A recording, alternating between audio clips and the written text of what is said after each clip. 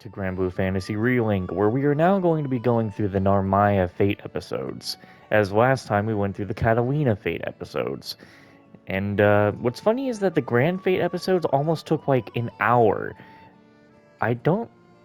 I must have done a lot of. I need to like go back and see why that took so long. I must have done a lot of yapping, which a little bit of yapping in the Catalina episode helped that get to about 30 minutes.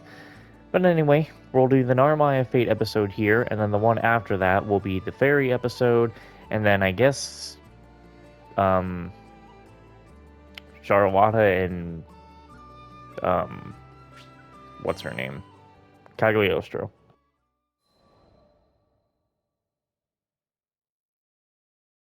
I come from a long lineage of proud warriors. We had a great number of visitors at our dojo, many of them masters of their respective disciplines. At some point, I picked up a blade of my own and began to mimic their movements. Back then, I enjoyed the training for what it was, valuing the journey over the destination. That is, until I met him, the supreme swordsmaster of the Eternals, Eata, once known as the demon Zomba. With a single glance, he identified all of my weaknesses. Then, with a few words, he taught me to overcome them. His strength was beyond captivating. I even eavesdropped on a conversation between him and my father, and discovered we were distant relatives. I was elated. For some time, he continued to train at our family dojo. I took every opportunity I could to learn from him, following him wherever he went. I ate whenever he ate. I committed all his mannerisms to memory. Okay. However, with the exception of our first encounter, he never acknowledged me. After all, he yearned for nothing more than strength. Why pay heed to a weakling, such as myself? Well, probably he also doesn't like that this girl is now getting a little, in a way, it gets obsessive, it seems. Though, is this where she got her big sister attitude from? So I vowed to become stronger. I would soar so high, he'd have to see me. I dedicated myself to training, begrudging even a single moment of respite. The blade was everything to me. And eventually, there was no disciple at the dojo who could come close to rivaling my skill. That was around when he vanished. In the blink of an eye, he was out of my life. He spoke not another word to me, nor called me by name.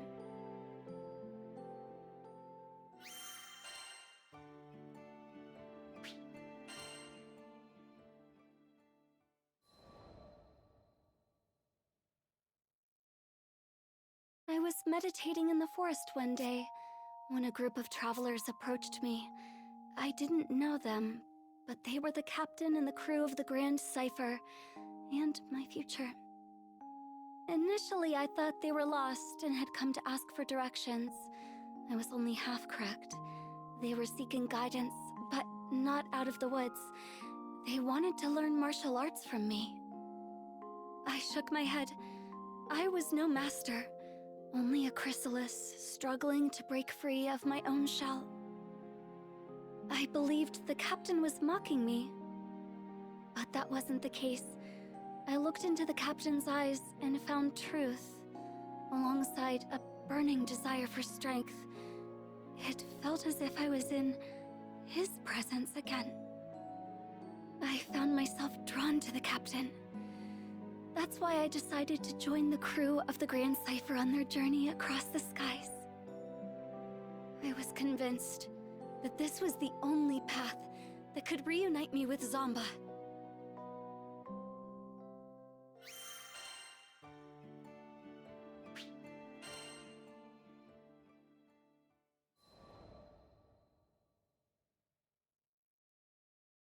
One day, I encountered an adorable Harvan girl at a local market.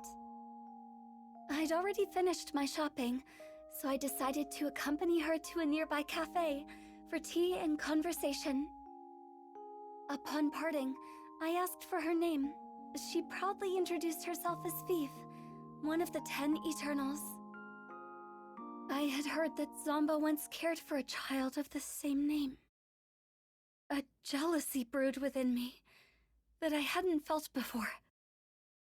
Zomba had taken notice of her, yet he never once acknowledged me during our time together. My inner peace had been shattered.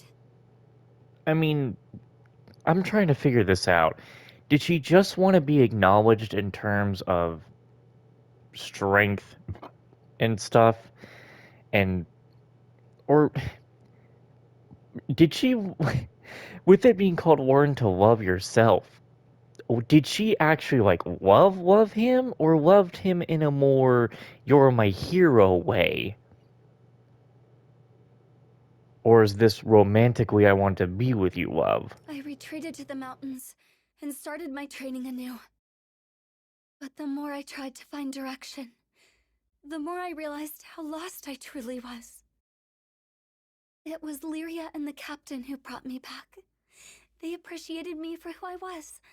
Nothing more, nothing less. Perhaps I too could learn to love the living, breathing me, and not a ghost of the future. That thought filled me with so much contentment. I was ready to give up on chasing Zomba. But the universe works in strange ways. As soon as I was about to let go, Fief helped bring me and Zomba together again.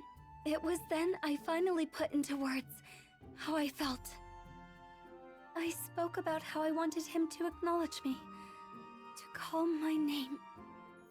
He listened quietly, and for what I felt was the first time, truly saw me. But I had yet to see and love myself. As part of my quest for self-discovery, I crossed blades with Zomba. No, Eata.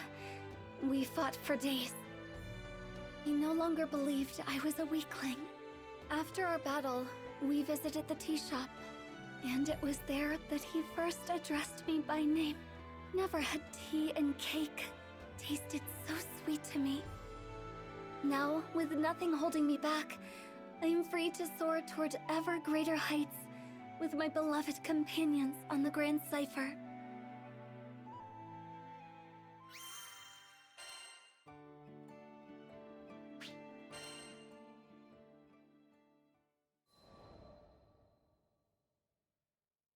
This girl is always meditating. No, I had failed that day at the Hill Wind Altar. I had spent years training and sharpening my skills, devoted my entire life to the pursuit of strength. But in that moment, it all amounted to nothing. Our experiences in Zego Grande had planted a seed of doubt in my mind. Over time, it grew, dense and wild as a jungle, choking me with a sense of helplessness like I'd never felt before. I wasn't able to protect Lyria or the captain. I'm sorry. I just have to say that it's funny for this to happen because it obviously shows that the characters that you can recruit from the tickets are apparently supposed to have already been there with you. So why were they not actually there in the normal story? And it's funny that you can't even recruit anybody until you get your ass handed to you by id the first time. I actually wonder if going back to that boss fight in Chapter Select has a special dialogue play for characters when they go down, because there's special dialogue for when they got captured by Angra Mainu, so I don't know. I had found my identity as a big sister, as a guardian. But now that I'd failed, who was I? I thought about resuming my training, but I couldn't afford to isolate myself like that. What if something were to happen while I was away? Then, the solution came to me. Whenever the captain was about to take on a dangerous mission, I would complete it first. That way, I could train myself and protect the crew in one fell swoop. I was too blind to see that despair had clipped my wings and chained me once again to the past.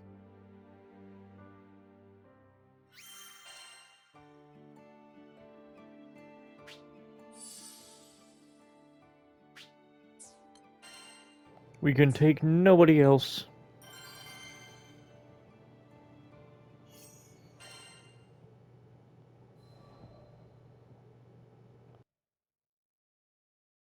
Are there any particularly dangerous missions available? Sierra Carte, with her usual cheery disposition, set a list of options before me. Sure are. We've got a few jobs here that only a crew of your caliber could handle. In fact... She paused and looked at me with a quizzical expression.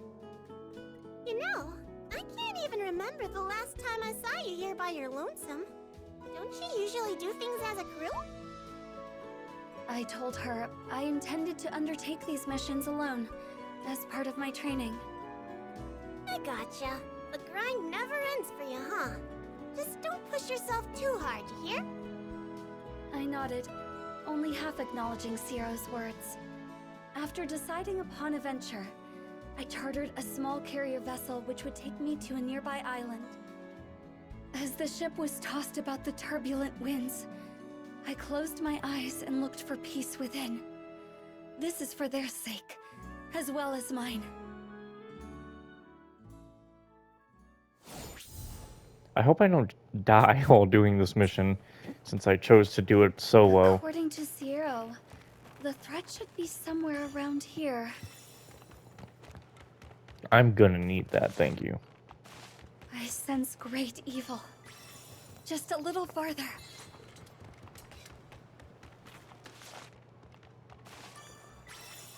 I might need to walk in.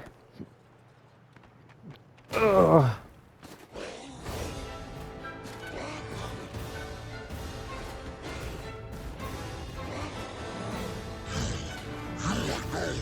This is revenge for Madwheat. Shall we test which is stronger? Your shield or my blade?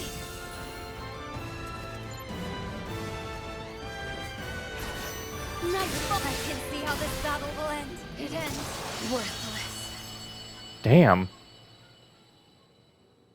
But it's not over yet. I will not rest while evil runs free. The growl in her voice.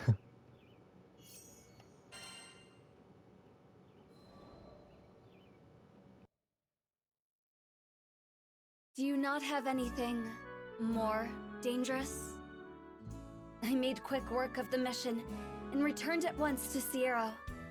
She seemed taken aback when I demanded more work, but I was determined.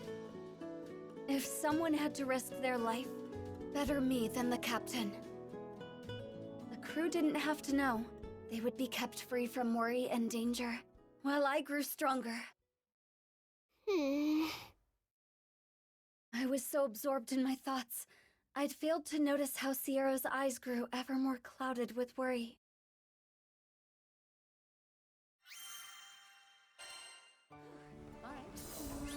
We've got lunch specials, good food, good prices. Come to view the requests? Watch me completely forget to even upgrade their sigils.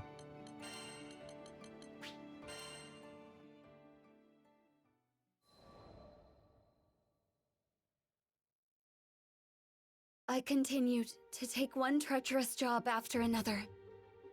If you want someone safe, then keep them from entering the tiger's den. It's as simple as that. Are you really sure you're up for another one, Narmaya? Sierra worried for me, but there was no turning back now. My labor had bore fruit. The rest of the crew was beginning to look healthier, better rested. They returned earlier from missions, bearing fewer injuries. I appreciate the concern, Sierra, but the path to strength is long and narrow, and I must continue down this path, for all of their sakes. I was fixated on protecting my loved ones. They were all I could see. If they were safe, then nothing else mattered. That thought alone was enough to steel my resolution.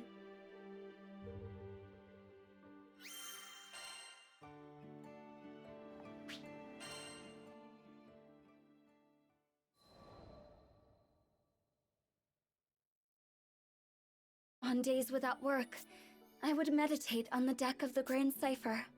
One day, the voice of Vern broke through my meditations.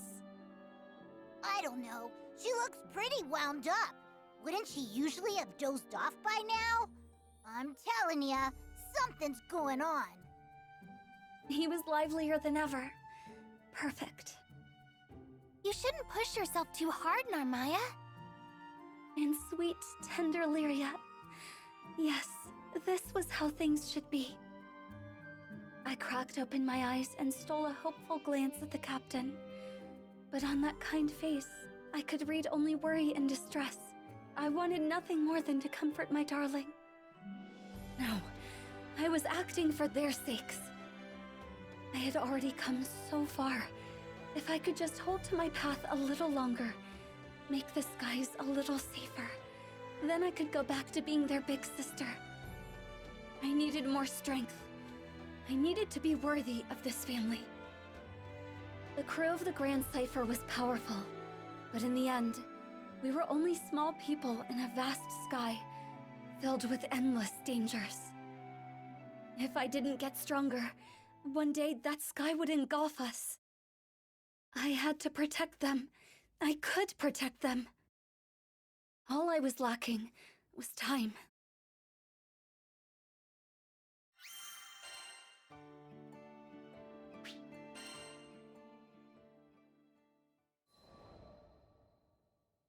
Quagmire? I couldn't believe it. I rushed back to Zero after every mission, but that day the captain had dropped by without my knowledge and taken up a request, a particularly treacherous one. It was careless to think that Zero would reserve every single dangerous job for me. The Grand Cipher crew's more than capable of handling it. Couldn't she see? The universe worked in dark and mysterious ways. Their lives were always in danger. If I allowed monsters to wander free through the skies, their rot would continue to seep until I, just one lonely figure, could no longer hold back the tide. I had to hunt them all down. There was not a moment to lose. I had to cut down the root of evil, so it could never spread again.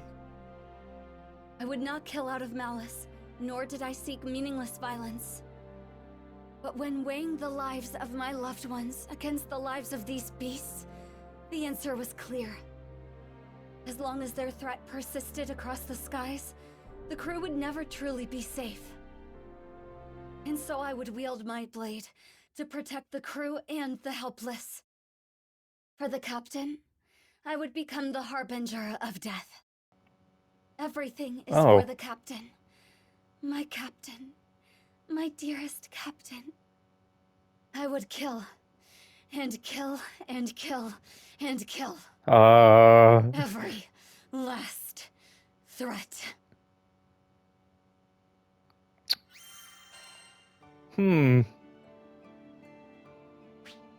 Yeah, I don't think I was wrong. There is slight yandere vibes to Narmaya at times.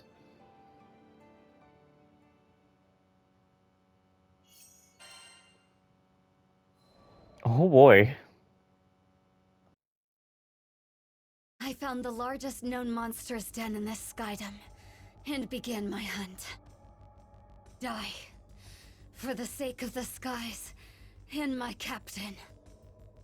My blade cut through flesh and bone. Again. Again. Again and again. And soon, time lost all meaning. How long was I there? Perhaps 3, or even 4 days. My grip went numb, my vision blurred, my body grew heavy. But I couldn't stop. Not here. With these hands, I would deliver my loved ones, even if it meant seeping them in blood. My god. Oh my god, her health is 979. I must stay strong. For the captain. Where is your health? Why are you on death's door? I must destroy every threat. Free Flutter stands.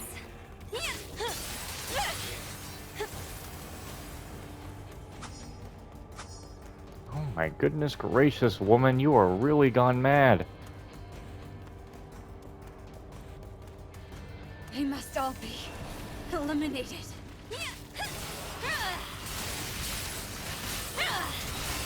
I see all.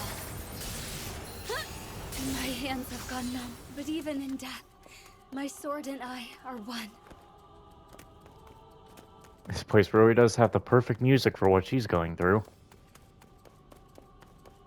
Out of my sight.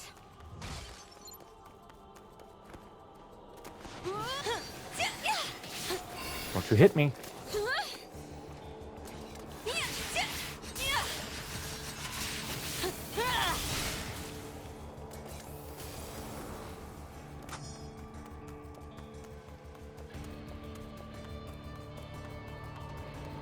And I'm supposed to fight a boss at the end of this, aren't I?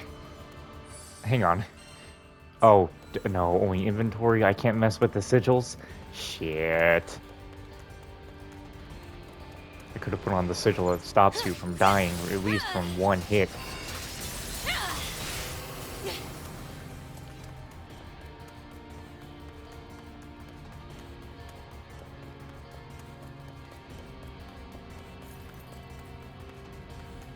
To see me is to see death. Damn, woman! You know this quest is gonna end with Gran being like, Narmaya, you shouldn't have to do this. This isn't what family is. You know, family doesn't just go off like that alone. I'm going to die. We don't even have a revival item, dude. No! Oh my god. I fucking... My destiny. I was told to spam buttons and that's how you get back up.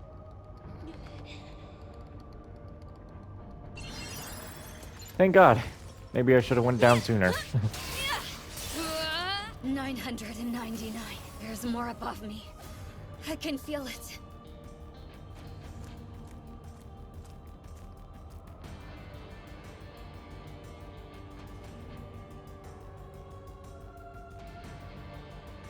Here. God damn.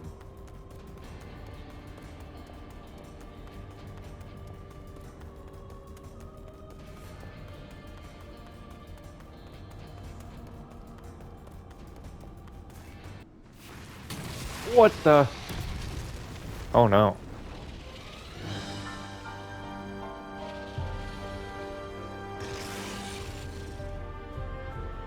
You have breathed your last.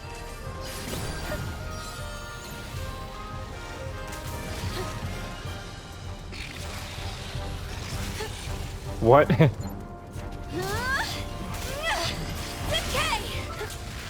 There is but come, my friend. The tide rises.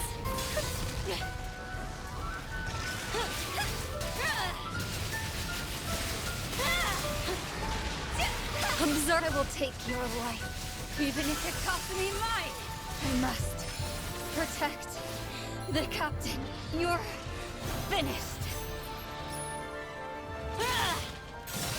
Succumb. 1,000. I finally did it. Wait. There's more of them. Impossible.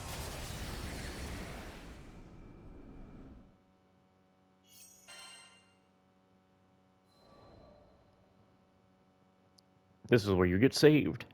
My body had reached its limit. I had managed to fend off countless hordes of monsters, but more kept creeping from the shadows. I summoned the last of my strength for one final swing. Then my sword clattered to the ground. Darkness. Monsters began to close in, claws drawn, ready to kill. I closed my eyes, waiting for it all to end.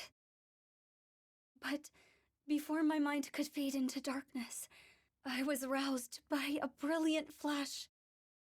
Narmaya! Captain? Let's get you out of here! Quickly! You had us worried, you know? Vern, Lyria too? The captain took my hand, but I couldn't leave yet.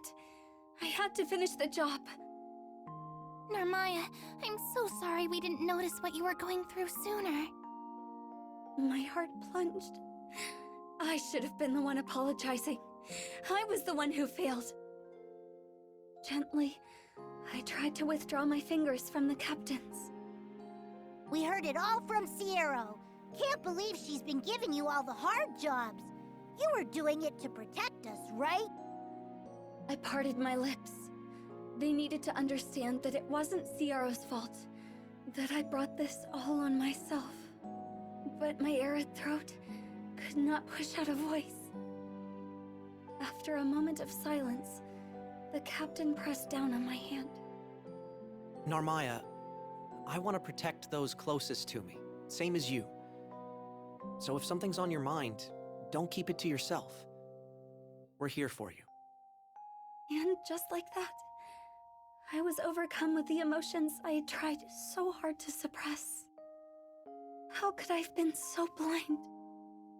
Not a single one of us could protect the crew, but that's okay, because all of us could protect each other.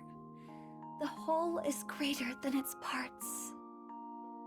The captain's grip was firm and led me blinking into the sunlight. There, I saw worry etched into the faces of the crew. I realized that, by putting myself in harm's way, I hurt those who cared for me.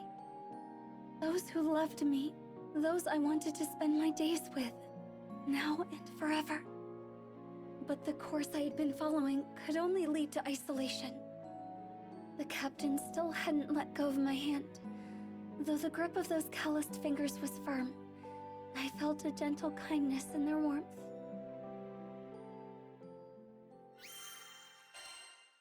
You know, we're not even done with Narmaya's yet, but I would definitely say that Narmaya's has my favorite for Fate episodes. Yeah.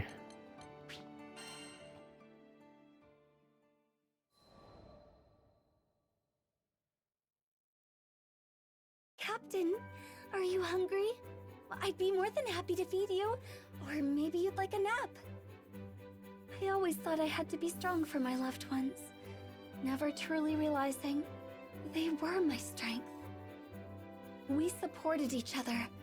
We lessened the burden of sorrow and shared the light of joy. Lyria, you've got a bit of cream on your cheek. Here, let me wipe it off for you. Oh, thank you, Narmaya. I'm glad Butterfly Girl's back to normal. But is it just me, or is she laying it on even thicker than usual? Vern was adorable, trying to play the part of the tough dragon. However, as I took him into my arms, I thought, he shouldn't have to put on an act around me. After all, we're family, aren't we? I can just imagine Vern flying around Narmaya. He gets above her as he speaks, and she just reaches up, grabs him with both hands, and pulls him close to her chest.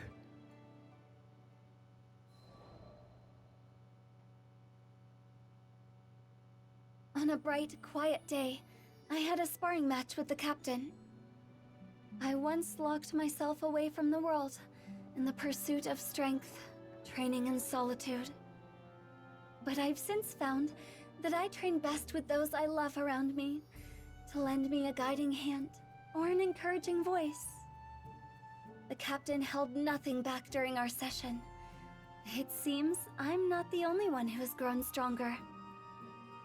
Our blades rang bright and clear, and the captain's smile is a clear reminder of how far I'd come. After training was over, we stood for a while longer on the deck of the Grand Cipher, feeling the breeze. Above us, the azure sky was spread as far as the eye could see, its splendor too much to take in all at once. I felt as if I would be consumed by the sky itself, and grasped the captain's hand. In that moment of peace, I swore that I would keep learning and growing. Not alone, but together with those I love. Yeah, I'd say that Narmaya's is definitely my favorite one, and Brianna is just does an amazing job with most of the roles that she plays. And this is why Rem should have beaten Emilia. Ain't nobody gonna be letting that go.